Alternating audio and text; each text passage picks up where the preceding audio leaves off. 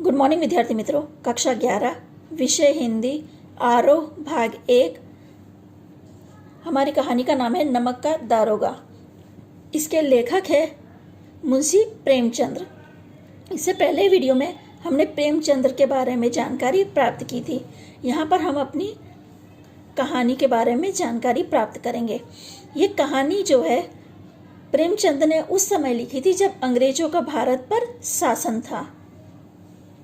जब नमक का नया विभाग बना और ईश्वर प्रदत्त वस्तुओं के व्यवहार करने का निषेध हो गया तो लोग चोरी छुपे इसका व्यवहार करने लगे। ईश्वर प्रदत्त वस्तु यानी जो कुदरत से हमें मिलती है, निषेध यानी उन पर रोक लगाई गई तो लोग चोरी छुपे व्यापार करने लगे।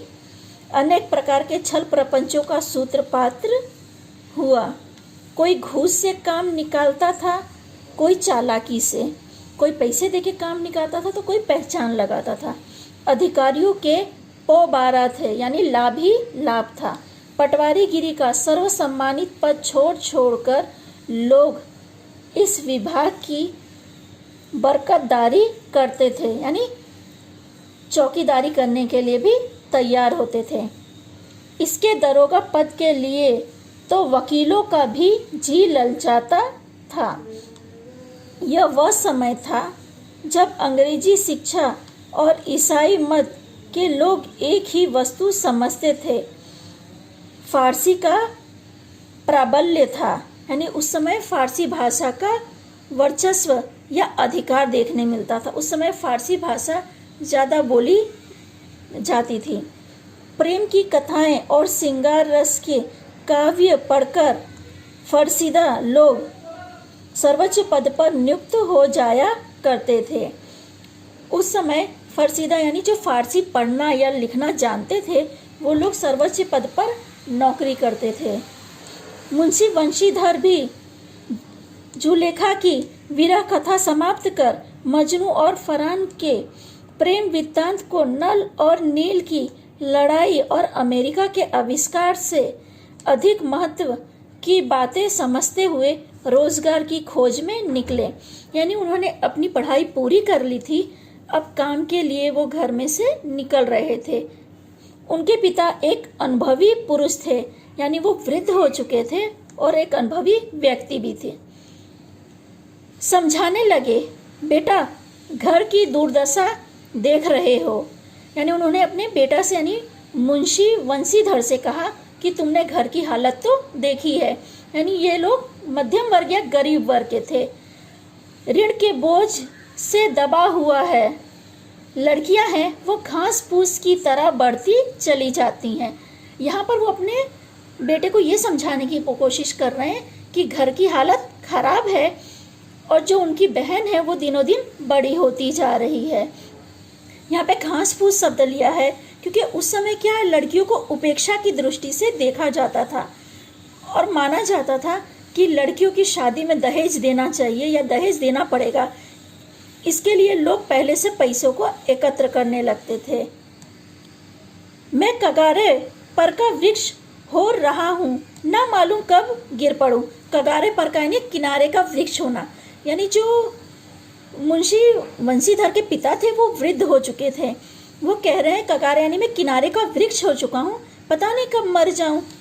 अब तुम्हें ही घर के मालिक मुख्तरा हो यानी अब तुम पर ही पूरे घर की जिम्मेदारी है। नौकरी में औहदे की ओर ध्यान मत देना। आगे वो अपने बेटे को समझा रहे हैं कि नौकरी में ओहदा महत्व का नहीं है, यहाँ तो पीर का मजार है। निगाह चढ़ावे और चादर पर रखनी चाहिए यानी निगाह उस पर रखना जो तुम्हें ऊपर की आवक मिले यानी जो तुम्हें फायदा हो उसकी तरफ ध्यान देना। ऐसा काम ढूंढना जहाँ कुछ ऊपर की आवक हो। वो आगे अपने बेटे को लालच या फिर जो बोलते हैं कि ऐसी चीज के लिए प्रेरित कर रहे हैं कि रिश्वत लेने के लिए भी तुम पीछे मत हटना।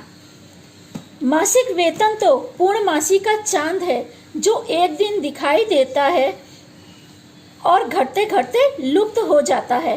पूर्णमासी का चांद यानी जैसे चांद पूर्णमासी के दिन पूरा दिखता है, उसके बाद धीरे धीरे धीरे करके खत्म खत्म हो जाता है या लुप्त हो जाता है या अदृश्य हो जाता है।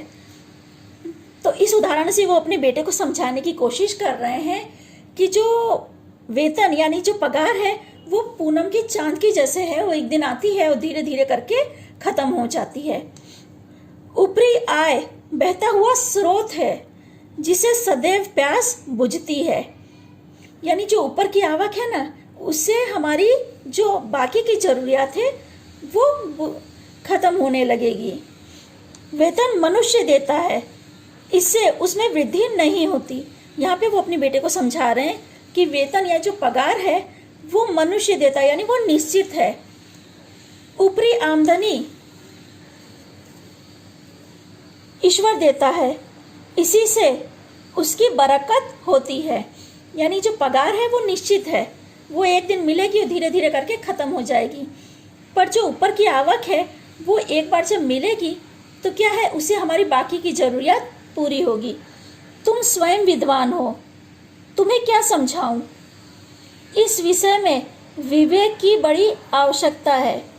मनुष्य को देखो, उसकी आवश्यकताओं को देखो और अवसर को देखो, उसके उपरांत जो उचित समझो करो। आगे वो समझा रहे हैं कि ऐसा नहीं है कि हर किसी से तुम्हें ऊपर की आवक मिलेगी। आवश्यकता को देखो, उस समय को देखो कि वो समय कौन सा है और उचित समय देखकर काम करो। गरज वाले आदमी के साथ कठोरता करने में लाभ ही लाभ है, यानी जिसे जरूरत होगी उसके साथ कड़क बन के रहो तो तुम्हें लाभ ही लाभ मिलेगा। लेकिन बेगैरज को दबाव पर पाना जरा कठिन है, और जिसको आवश्यकता नहीं है उसे तुम दबा नहीं पाओगे, वहाँ पे तुम्हें कोई लाभ नहीं मिलेगा। इस बातों को निगाह में बांध लो, यह मेरे जन्म भर की कमाई है। वो अपने बेटे को ऊपर की आवक या फिर जो बोले रिश्वत लेने में भी तुम संकोच का अनुभव मत करना। इस उपदेश के बाद पिताजी ने आशीर्वाद दिया। वंशीधर आज्ञाकारी पुत्र थे, ये बातें ध्यान से सुने और तब घर से चल खड़े हुए। यानी पिता के उपदेश को उन्होंने शांति से सुना, आशीर्वाद लिया और घर से निकल गए। इस विस्तृत संसार में उनके लिए धैर्य अपना मित्र, बुद्धि उनका पथ प्रदर्शन और आत्म अवलंबन ही उनका सहायक था। लेकिन अच्छे शगुन से चले थे। जाते ही जाते नमक विभाग के दरोगा पद पर प्रतिष्ठित हो गए। इस कहानी की शुरुआत में मैंने आपको बताया था कि इस पद के लिए काफ़ी लोग ललचाते थे, पर यह पद पे उन्हें अपने आप नौकरी मिल गई या उन्हें प्रतिष्ठित यानी वहाँ पे उन्हें नौकरी करने का अवसर मिल गया। वेतन अच्छा था और ऊपरी आय का तो ठिकाना ही न था। विद मुंशी जी के सुख संवाद मिला तो फूले ना समाए। फूले ना समाना यानी बहुत खुश हो जाना।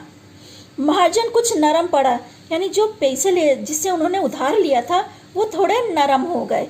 पड़ोसियों के हृदय में तो शूल उठने लगे, यानी उन्हें जलन का अनुभव होने लगा।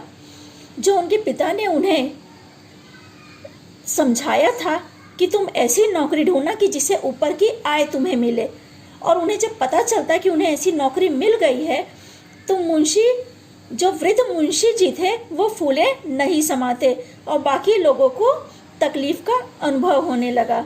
जो लोग अब तक उन्हें डांटते दबकते थे अब उन्हें क्या बोलते हैं, अब उन्हें सम्मान देने लगेंगे। ठीक है विद्यार्थी मित्रों, इसके आगे की चर्चा हम लोग अगले वीडियो में करेंगे।